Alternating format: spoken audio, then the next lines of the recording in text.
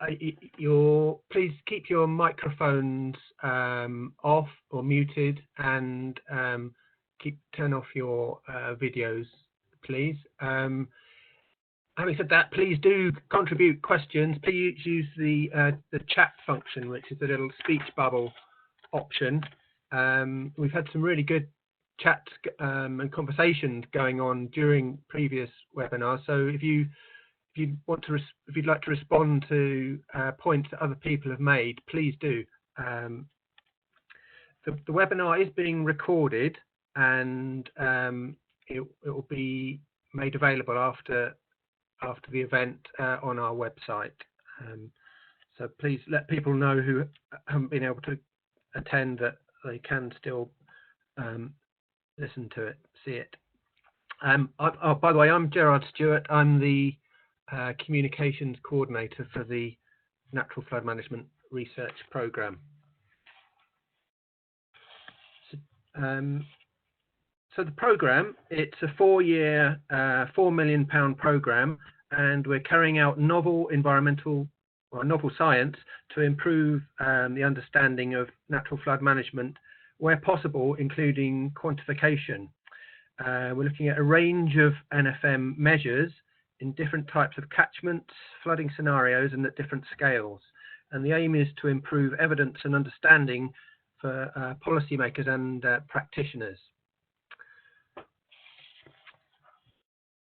So a really important part of our work is working in partnership with a large number of other organisations and individuals. So to research, actually carrying out the research, there's a number of partners, and in fact Barry works at JBA Consulting and is working with Lancaster University and others.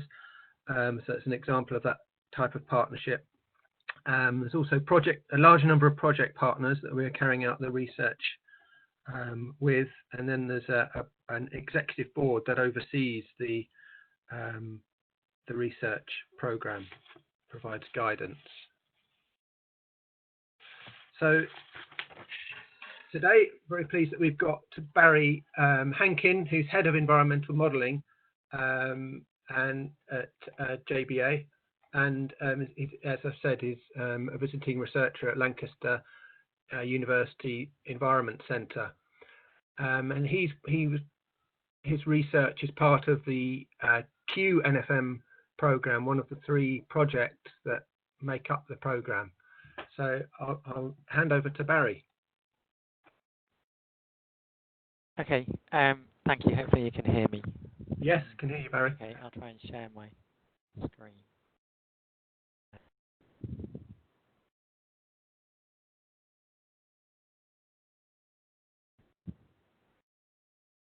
Okay, can you see that? Yeah, I can see your screen.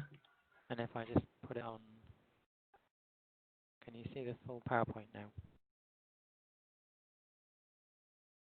Is that okay? Yeah, great. Okay, thanks very much for the introduction, Gerard, and thanks also to all of the partners, as mentioned. You're a little bit faint, Barry. I'm going to talk about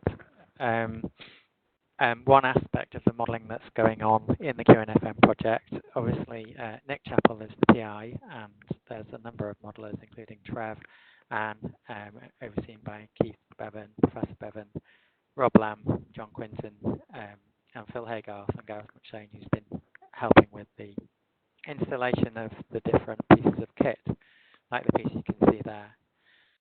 So there's been an awful lot of effort gone into trying to take accurate measurements in catchments, and the kind of equipment that's gone in includes things like telemetered, calibrated flow gauges like the one you can see there. So without further ado, I'll get into the modelling aspects that I've been involved with, which is a kind of part of everything else that's going on. So what we're trying to do, I guess from one perspective, is to build evidence into the modelling, because we can all go away with a model of a catchment and try and model distributed changes to processes, thinking of tree planting or building leaky barriers or perhaps soil improvements. But you need some evidence to back up the shifts to those. Barry, sorry to interrupt you. You're still quite faint for me, at any rate. I'm not sure there's a lot I can do about that. That's better. That's better. Okay. I'm putting the microphone down my throat virtually. So essentially, we've got different levels of evidence for different processes and how they are changed by nature-based solutions. So we might have a change to wet canopy out evaporation because of tree planting in comparison to grass. We might have a change in roughness because of that tree planting in a flow pathway. And we might have different changes to soil structure properties as well because of decompaction or other measures. And the intention initially was it has been to compile a database of the parameters and shifts to those parameters so that we can then use them in modelling and confidently scale them up to larger catchments because as many of you probably know, the evidence at the larger scale is more tenuous in the effectiveness of NFM. So, for instance, if you look at Sam Dadson's review, we're still saying the hard evidence comes in small catchments below about 10 kilometres squared. So what we're aiming to do here is get stronger evidence, build that into the model and use the model to scale things up, partly because taking measurements in a bigger catchment is also fraught with the environmental variability. So it's very difficult to pinpoint a change that's been caused in a hydrograph and relate that back to some changes in the catchment when you start bringing in lots of tributaries and a bigger catchment. So the intention there in the sort of diagram at the bottom right, which Trev Page made, is to reflect the uncertainty in the parameters that you're using to represent the system, the hydrological system, and then also do a sort of stratified sampling of that parameter uncertainty with the uncertainty in the shift in the parameter resulting from changes to the landscape. And now what we want to see is that change that is then enacted in the hydrograph peak. So that's what's important to us. So in Q-NFM, we're trying to quantify that peak. So if I just click on the next slide, it doesn't seem to be working. Hang on. Here we go. So yeah, so that's the point of all of these calibrated flumes, which Nick has overseen the input of, and I'll show you where they are around the catchments that we're studying. So what we're trying to do effectively is to map landscape changes to effective model parameter changes to reflect distributed NFM, and then use that to scale up and understand what changes we might expect from nature-based solutions for bigger catchments. So in terms of the study area for Q-NFM, it's most of the London district actually. It's the large Kent catchment, Derwent catchment and Eden catchments, as you can see there on the left. We're using quite a lot of data, so thanks very much to the Environment Agency for supplying that. And up to 30 years of time series data from multiple gauges in combination with our finer detailed gauges as well. And the network for the micro-catchments, as Nick calls them, is shown in the middle section there. So we've got various things that we're trying to study through the use of paired plots and before and after time experiments. So we've got things like up on the top left in Lawton, we have we've got like an area of hill slope where there's no trees, and then next to that we've got a smaller subcatchment, a similar size subcatchment that's also wooded. And we'll go in through some of the details of how we've gone about modelling some of those shortly, and how we're trying to characterise those parameter shifts that I talked about. So the idea is that can we identify a change in the hydrograph, and can we how do we represent that change in the model parameters, so that shift resulting from changes within those micro-catchments. because at the micro-catchment scale, which is around about less than 1 kilometre squared, we can hope to do more changes for a bigger proportion of the catchment and then hope to detect the change. In terms of a modelling framework, so we have been busy trying to bring that together, ready for modelling all of these small micro-catchments and then scaling up to the bigger catchments that you just saw. The framework that I've been sort of trying to use is to use the sort of best combination of hill-slope process modelling using dynamic top model, and then combining that directly in a cascade to a hydrodynamic model. So we've used various 2D overland flow models, including JFlow and HECRAS 2D, to understand the hydrodynamics better, so that a lot of NFM actually is being placed in or around the floodplain to try and attenuate flows more. In order to model that successfully, we also need some detailed hydrodynamic modelling. So by combining the two models, we investigated Swindale to start with, thanks to the RSPB, in Cumbria up near Chap. And there we have a 15 kilometre squared catchment where we did some experiments in terms of attenuating or storing more water in an area called Dod Bottom in the top right. You can see it on the map, where we throttle back water to try and store more of it temporarily to see how much attenuation that could cause in terms of reduction of peak flow hydrograph. We did that in an uncertainty framework, so we did thousands of Monte Carlo simulations, and you can see the outputs from that in the sort of spaghetti plot on the bottom set of graphs. And here you can also see the change with and without that extra storage. And you can see what we're aiming to do here, although it might not look like a big change, is to say, well, you know, the difference that NFM has made is to give you 1.8 meters cubed per second change to the peak flow, plus or minus. Now that might not be very big in that particular experiment because the area of storage there is actually from a part of the catchment which is already potentially faster rising than the rest of the catchment. So it might not have been a good idea to slow down flows there. And we can explore that sort of thing with larger network models and also with a bigger domain. So that was the sort of intention, the sort of modelling framework which we published last year. And we've also used that framework to model other areas in detail. So we have, about a year ago, we used the same technique to look at flooding around Kendal. And so there you can see in the centre of that image there, animation, you can see a sort of round blob. That's the castle in Kendal. And so just to the north of there, you've got Sandylands that was affected badly. And of course, over 2,000 properties impacted during Storm Desmond in 2015. So people are interested in understanding the effectiveness of NFM to help reduce the risk in combination with other measures.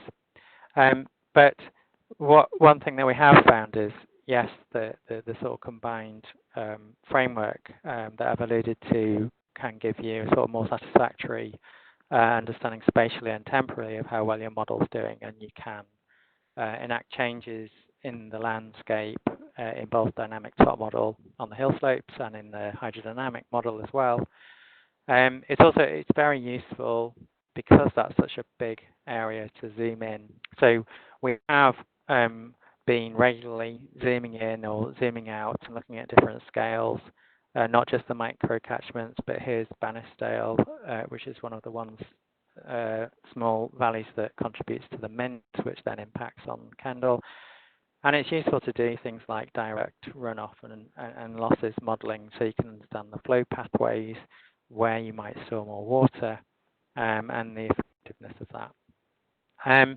So moving on now to one of the micro-catchments. So this is probably one of the more important a couple of slides from the reporting evidence perspective, because here I'm using hydrographs that were measured in using the micro-catchment flumes. So Some of the other modelling outputs are from either experimental model investigations or they're from making certain assumptions, whereas this is kind of us starting to use the data and getting to grips with the data better.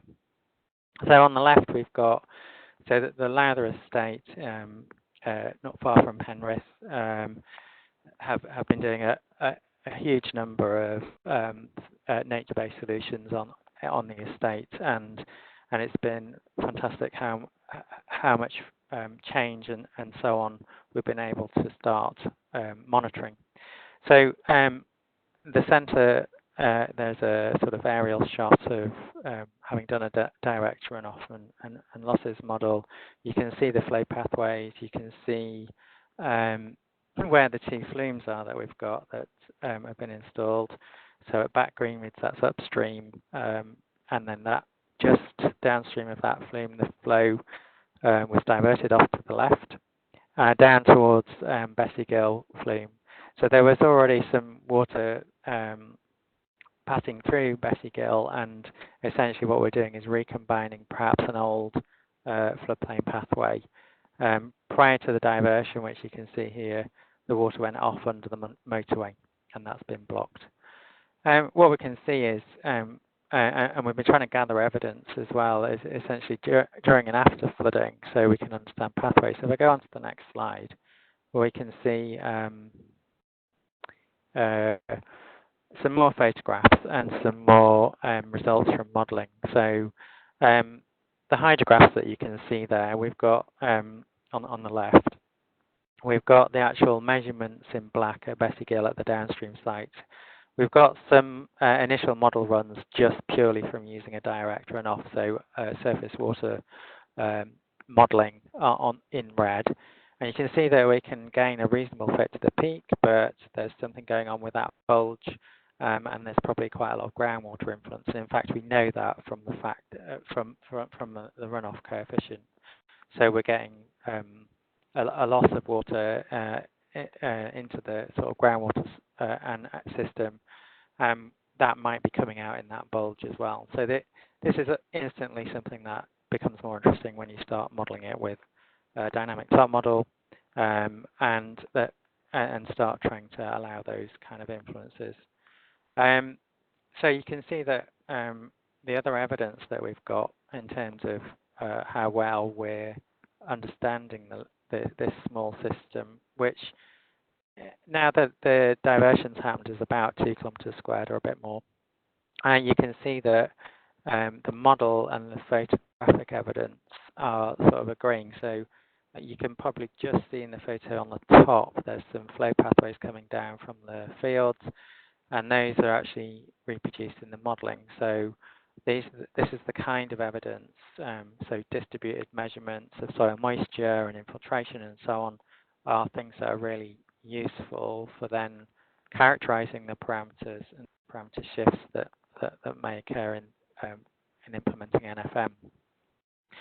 So one of the things that we've been looking at in a bit of detail is, in terms of designing NFM to enhance floodplain storage. So is there a sort of naturally adaptive pathway where we're not just talking about one type of NFM, we're talking about combining things. So can we create a backwater effect by increasing friction, and then think about not only that source of flooding, if you like, but the pathway to somewhere where it could be stored, and that store is expandable to help with climate change. So moving on to another of the micro-catchments, so in Stockbeck East, which flows down and impinges on Kendal, and that part of Kendal in this 3D image, you can see from a direct runoff and rainfall model, you can see the area of interest highlighted in red. So this is one of the other micro-catchments where there's an old reservoir that's drained, and the area where it was, there's trees growing, and the local action group, and thanks very much to Dave Kennedy and to Peter Bullard for some of the imagery here. Dave Kennedy from the Environment Agency, who's been so helpful in with all of these micro-catchments. if I just click onto the next slide, sorry, sometimes it doesn't run. Right, okay.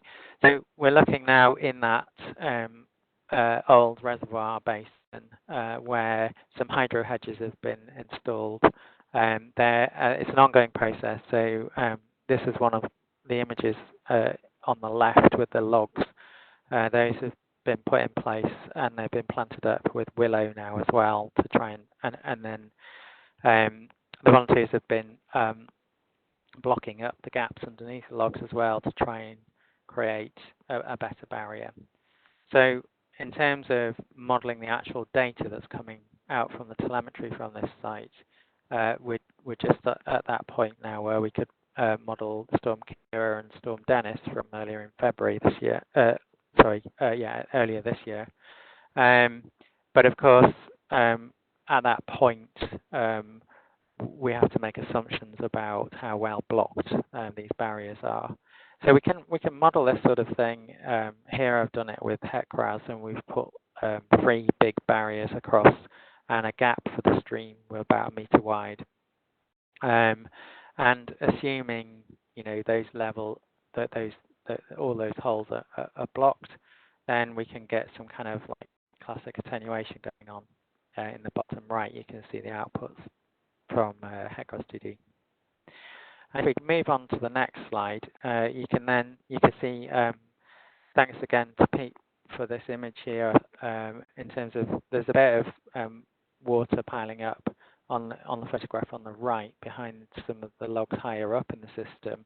So that's higher up. That's the most upstream hydro hedge, and you can sort of see, well, okay, yeah, we can see how this is going to work, and if there's enough flow and there's enough blockage of those gaps. And the next stage with this part of the project is to model some of the real events. That was a design event that you can see there, and then I'll obviously see if a before and after. So have the flows become more attenuated since those have been put in place, and we're about to do that. Moving up, so I'm jumping around a little bit. So now we're up on beautiful Howgill Fells in Cumbria. This is the work of the Cumbria Wildlife Trust, who have restored the land, restored the peat up on the tops and put in some letterbox dams, and also further downstream now as well. So this is one of the first sort of micro-catchments that we started modelling, and Trev has done some more analysis of the storage volumes behind those leaky letterbox structures. And you can see the kind of data that we get out from the site. So we've got a good DTM from the Environment Agency. At first, it looks quite good from that model on the right. You can see all the flow pathways and so on. And we've also got the telemetry data that's online, and we can see the level changing through time at 2 of the flumes, one of which you can see there. Trevor's just testing it with a bucket of water. And we're essentially in the process of modelling there, but one of the issues is, and you can see that, again, we can reproduce these structures in packages like HECRAS 2D or other modelling packages, but and get the dimensions right. But one of the problems that lets us down on here when we're modelling is you can see that the landscape's a lot more smooth up by those purple ellipses, and here the terrain is not so well represented. So some of the pathways there are going the wrong way. So before that can be modelled in more detail to give us this kind of precise information, we really need a better survey, and some of those surveys have started. So if we go on to the next slide, yeah, so here we go. So very coarse DTM based on SAR, so some of the old stuff that's patched in there. Now we're going to move on to West Cumbria, and this is one of the catchments where there's a community at risk, Flimby, which suffers from repeated flooding from different types of sources. So there's some culvert blockage going on, and our little site is up. There's a tiny little red triangle where it is up in the woodland in Pennygill, and we've done two types of modelling here, and thanks very much to West Cumbria Rivers Trust for supporting us with data and access to the woodland here. And so they've put in place, you can see the kind of horse jump type barrier, which has got quite a small slot underneath it in the photograph, and there's 10 of those, and there's also a lot of kind of log jams within the channel, which increase the friction and encourage water onto the floodplain or to be stored. Essentially, again here we're at the point where, similar to with TBIT, where we've got a design event going through that system based on RFH and a Hydrographs model, and we can see that we're getting some attenuation, but maybe 5% by the time we get down to the community at risk, so a bit more near the flume. But do we believe that part of the issue is, you can see from the 2D map, you can see floodplain and in-channel storage. You can see that there's some green flooding, which is that's with the leaky barriers, and the blue depth grids are from without. Do we believe that because the DTM is so coarse there? So we did do another survey, and we need a kind of wider topographic survey to be a bit more precise about that. So we haven't revisited the model yet in lieu of that, but that will help us be more precise when we're ready with that. And we've got some good storms going through there now as well that we've recorded. Another aspect of the Q-NFM project is to understand the performance and long-term performance, the fragility of NFM, and understand the risk from that perspective. So, in terms of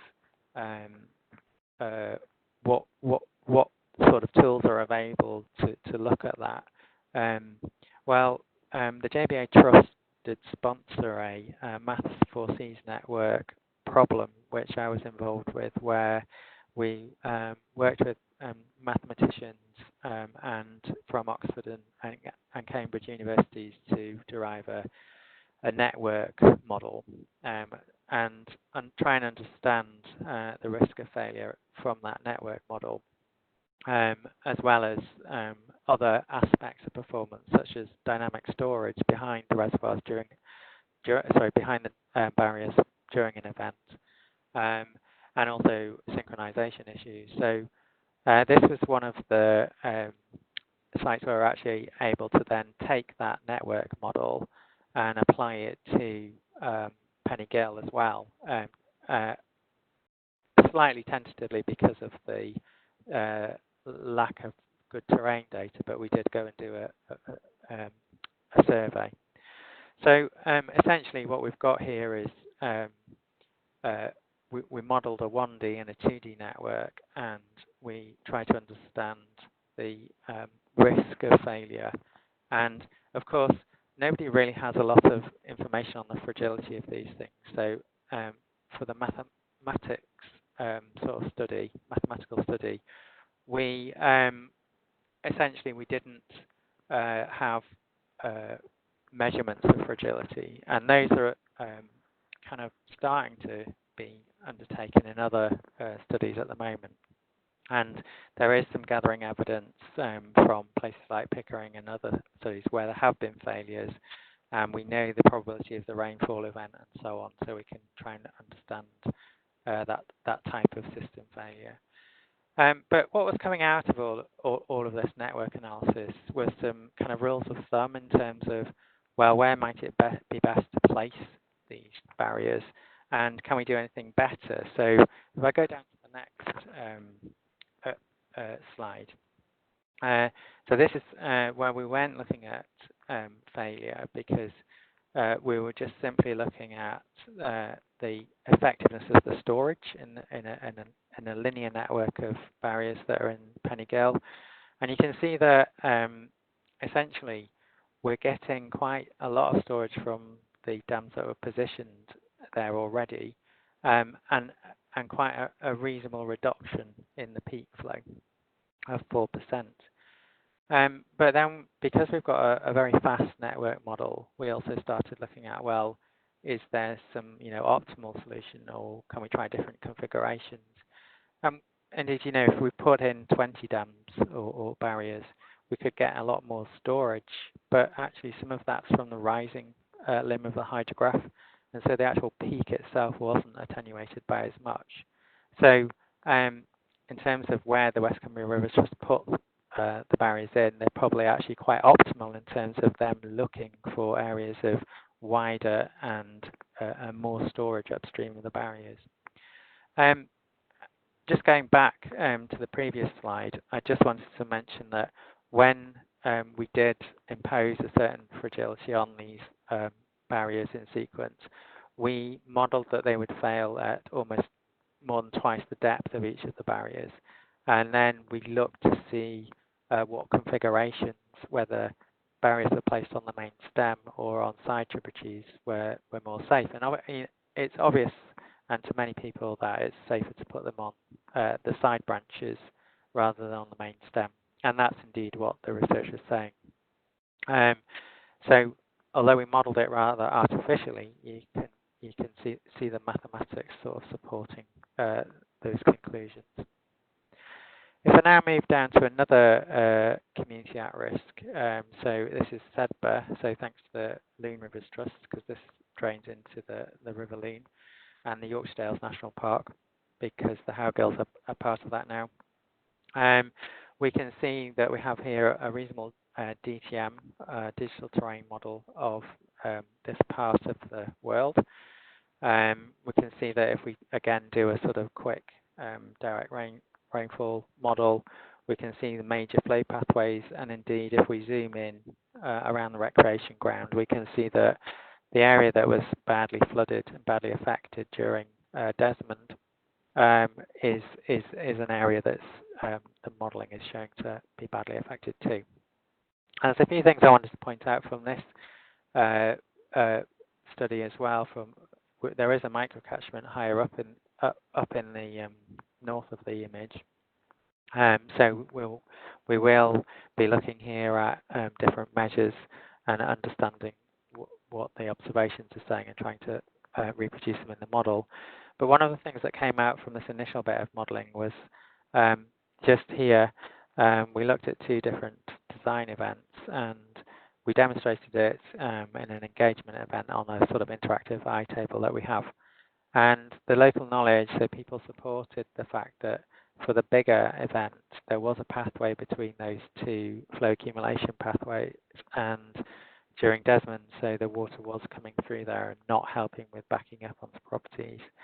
So that gave us the sort of idea, and it's not a new idea, that the pathways form an important constraint on the models as well, and therefore on the model effective parameters. So at the larger scale, these significant pathways are something that are quite valuable to use when you're trying to constrain your model parameters and the shifts to those parameters. So if we go on to the next slide, this is kind of where we're going with some of the scaling up work. So I've been focusing on the detail, but I'm constantly trying to sort of look between the scales. So here we've got some simulations that were done with dynamic top model and then fed into HECRAS 2D in this instance. And you can see that at the larger scale, we have got these pathways, which I mentioned, and the range of model predictions that were okay on the basis of, so they were acceptable on the basis of the gauge data. So these simulations I'm showing are acceptable based on what we know in terms of the gauge data. But they have different modes of behavior. So in some of them, we get some of these pathways like the red pathway, and in some of them we don't. So that forms quite a useful constraint. So there's the set of spaghetti plots for what's happening downstream at Cedric. And now we can see an attempt to constrain the model at the larger scale. So what we're saying here is that those red pathways, anything that promotes that kind of those pathways should be rejected. So we can rather than just getting rid of one model parameterization, we're getting rid of maybe 30 out of our acceptable model fits. So you can see that we're trying to constrain the model with detailed micro-catchment time series data, but we're also thinking across scales in terms of how we can improve the model representation of reality. So I think it's probably about time I summarized. And I think I was told it was 40 minutes. So in terms of the micro-catchment monitoring, and there are 14 of these in Cumbria, and I think there's 2 in Cheshire, Staffordshire, working with the Cheshire Wildlife Trust as a sort of control to understand. We will then reapply the models there in somewhere completely different. And where there's a couple more, it's now providing an awful lot of data, and have been some decent storms that we can use to then constrain the model parameters, whether those are dynamic top model parameters on transmissivity, soil transmissivity properties, whether they're to do with the tree planting and trying to get a constraint on the changes to wet canopy evaporation, or whether they're things to do with soil decompaction, where we have another site up in the Eden catchment where we're looking at those kind of measures. Are we able to constrain model parameters at that scale and then shift it up to the larger scale and use these phenomena that I've been pointing out about constraining the models at the larger scale as well with named pathways, as well as the time series data?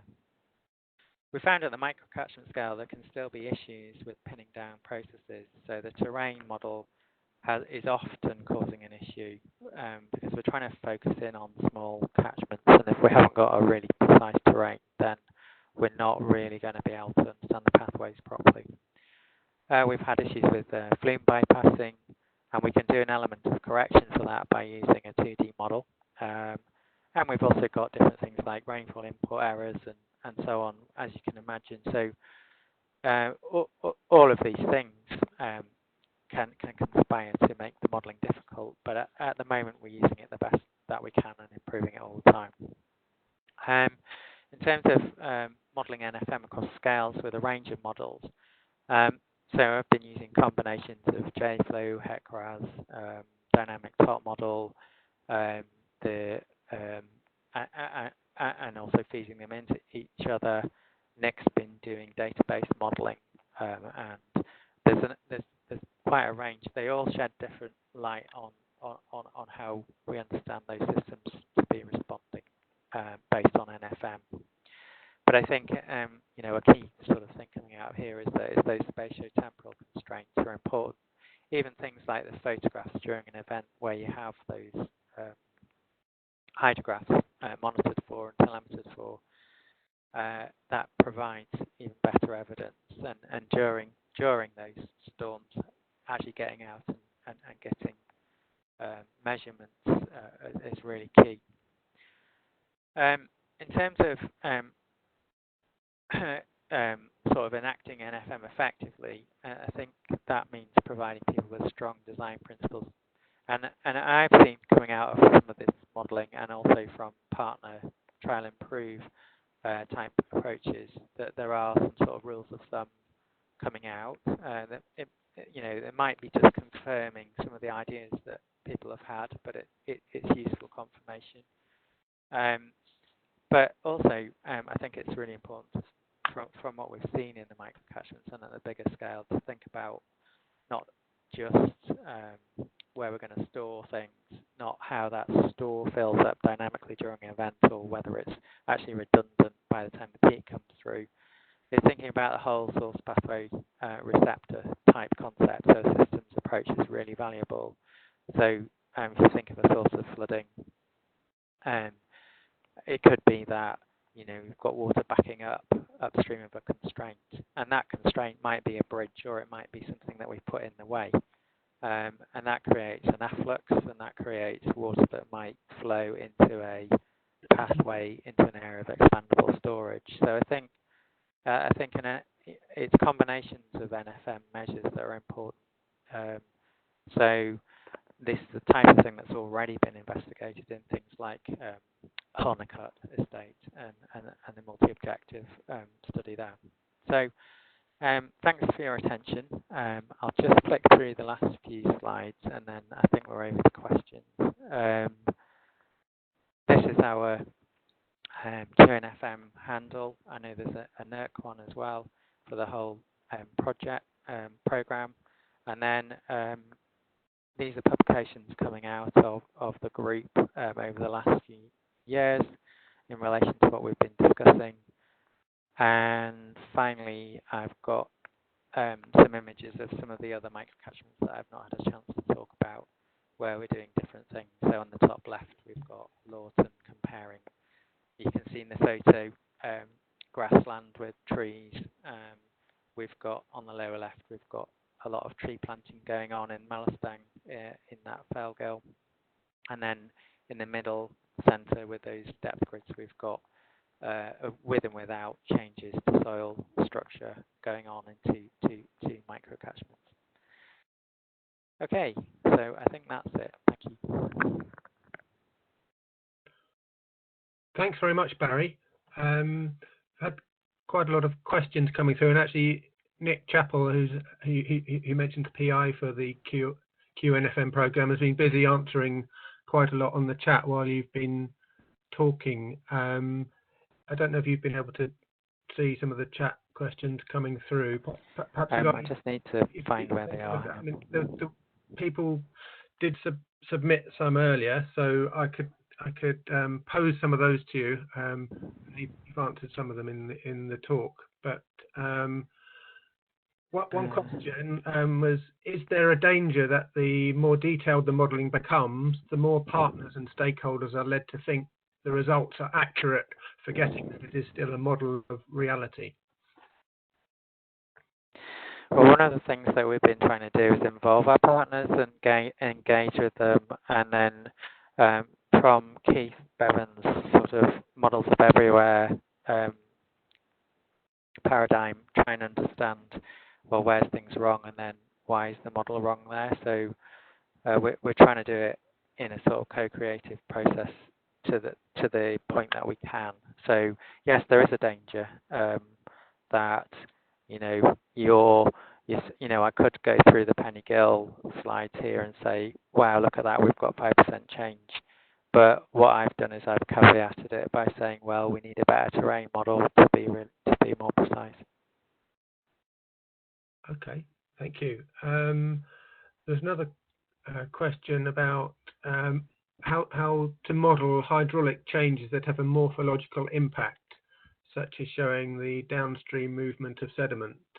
And link to that, what can the modelling tell us about the benefits and impacts on sediment continuity through systems? So we do have to look at that to some degree in one of the tasks for the NERC project, and one of the things that we've done is the benefit of having a 2D hydrodynamic model is that you can export the shear stress from that, and you can understand where there are higher stresses. And if you understand the sort of distribution of grain sizes within the sediments there, you can work out critical shear stress, and you can use that mapping of shear stress to say where you think might be more erosive. So we can use it in that way, and then we can also use it in terms of we are going to model some scenarios where things start filling in with sediments, and that could be informed by that type of modelling post-processing. We're not actually doing any dynamic sediment transport modelling. That's not part of what we're doing. We have done some in the Eden catchment in the past, and that could be looked at. Okay, thank you. Somebody sent in a question saying, I have previously attempted to model NFM in a TURFlow model, TUFlow, TUFLOW, Would you recommend the use of losses in the model to simulate increased infiltration, etc., rather than the use of GIS in the model? Hoping that makes sense. Okay, I'm not quite sure what we mean by GIS in the model, but I mean essentially you can do different things. So you can change the losses in a direct rainfall runoff model in a distributed sense, and you can do that in things like T-flow. And you can also change the hydraulic conductivity, and some of the modelling packages have schemes that allow you to do that. So you can have like a green amp scheme. But for both those approaches, the water is lost from the system, so it doesn't come back into the channel unless you create a boundary condition to do that. Okay. Somebody has asked a question about have you got any views on the future of NFM and artificial intelligence? Well, actually, in terms of learning from patterns, and there's a couple of things to say about that. I think here, where we're starting to compare against spatial patterns, obviously machine learning is very good at pattern recognition. And then the other thing that you might think about is if we go back up to Twindale. Now you can see this central image here, hopefully, and you've got the different colours in Twindale in the river channel are different inflow boundaries, which are receiving along their lengths different hydrographs runoff that's been generated by dynamic top model. It would be possible to start to try and train those inflow boundaries, but what you need for that is incremental hydrographs. So you need some sort of tracer experiment, and I think Nick is going to be doing some rhodamine tracing in some of the catchments. So that could help in that way. Okay. Thanks very much. Does the modelling so far obviate the necessity of modelling specific proposed interventions? Obviate the necessity to what, sorry? Of modelling specific proposed interventions. I'm not quite sure I understand that. I guess you still need to understand how much changes, how much impact they have in combination with each other as well, and it's going to be difficult to separate those. So if you think about tree planting, where you can have multiple processes affected, whether it's wet canopy evaporation losses, or whether it's increased infiltration, or whether it's increased friction, actually working out which is the bigger effect is difficult. So I think it's still important to try and take measurements of those individual things, which is what we're doing. I think what it's asking is further modelling needed when you're deciding which NFM measures are appropriate in a given. Well, I think that's where those kind of rules of thumb type would help. So if we're aiming to put leaky barriers where the gradients are lower, so you can get more wedge storage, and where the channel's wider, so you can get more storage upstream, then it's those kind of things. Yeah, so it might. I can't see the question. So essentially, I think if we can get some sort of rules of what's a better way of doing things, and they go into things like the Syria guidance on NFM, which isn't out yet, then that would be helpful. Okay, thank you. Can you discuss the advantages and disadvantages of network model versus 2DH detailed model, or use both together? Q-DH being, I'm not quite sure what. Yeah, I'm afraid I don't know. Yeah, is that a package or is it a? It might be. Maybe if the person clarify that question, and I'll ask another one. I mean the food shallow water model. Uh-huh. Helicopter outside the window, sorry. So the relative benefits, okay, between using a simplified network model and using a fully 2D hydrodynamic model. Well, I think they're both complementary. I think what the 1D network solution offers us is to be able to do things incredibly quickly, to understand strategies. So we haven't yet investigated at the very large scale, should we do, every other side tributary or every side tributary on one side of the valley. Those kind of strategies can be investigated really quickly with a network model. And then with a 2D hydrodynamic model, we are,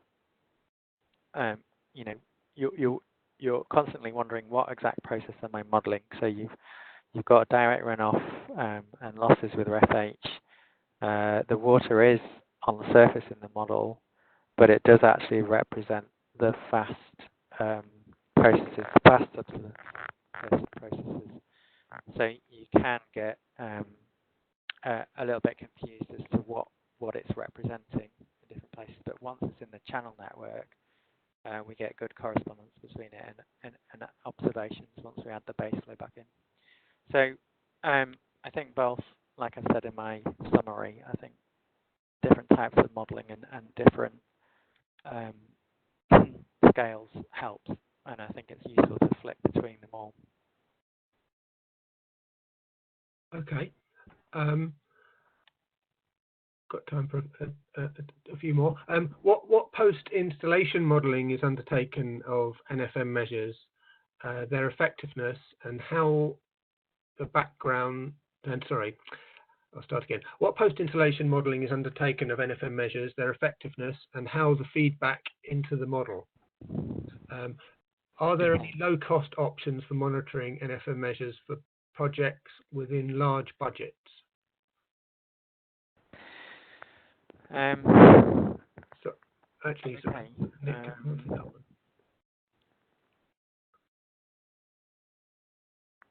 In terms of low-cost monitoring, I think it's still very valuable to have your old, trash line survey after a big event, and that really helps. It's not that expensive. In terms of monitoring, a lot of the stock frame type photographs help as well, and they provide you with constraints. Depending on how precisely you represent NFM, such as leaky barriers, if you start representing it with a barrier in the model with leakiness, and you might have the Manning's equation for the open channel, you might have a Bernoulli for the under the slot, you might have a leaky Bernoulli to go through, and a Weir equation going over the top. All of those assumptions need some sort of coefficients, such as inlet losses, Manning's roughness, calibrating. So if you start modelling things really precisely, it is useful to have, for instance, a level sensor upstream and downstream of one of your barriers. And rather than making it expensive and doing it everywhere, it's useful to sort of design the same and just monitor one of them. But of course, in reality, what happens is a lot of barriers are being, or measures in general, are different in every catchment.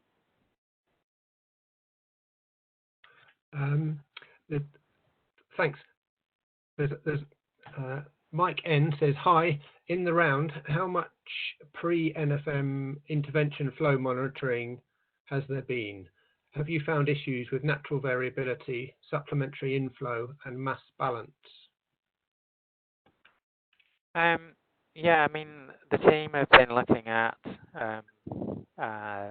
mass balance for different catchments. So on the Lowther estate, that was being looked at last week. And in terms of the losses and so on, and whether water's coming out of groundwater or back in, these are things that we're working on. And you can use that runoff coefficient as a constraint on how strong the modelling evidence is and how much you should weight your model structures. So that's something that is being worked on. In terms of pre and post intervention, because of the three-year window, some of the sites don't have a long pre, and some of them are therefore paired plots. The ProTech team in Manchester were able to have a full backy design for some of their plots up on the Pennines, and that, of course, is a really good framework. Okay, thank you. Probably the last question, and I know that the research project is only looking at, it's not looking at coastal issues, but perhaps you may know something about this. And the question is, woody debris is one of the widely used NFM measures for reducing fluvial flood risk. So is there any similar NFM measure for reducing coastal flood risk? Well, I mean, we've seen internationally in terms of mangroves, but of course that would look a little bit out of place here. I think the thing that I've seen, probably refer you to the Lydia Burgess-Gamble evidence directory from the Environment Agency, and there's lots of case studies there, and I think there are things like sand engines, which are trying to dampen the energy from in a coastal situation, and I think there's some good examples of that. Okay, well thanks very much, Barry. I think we've pretty much run out of time there. So if I just say by way of conclusion,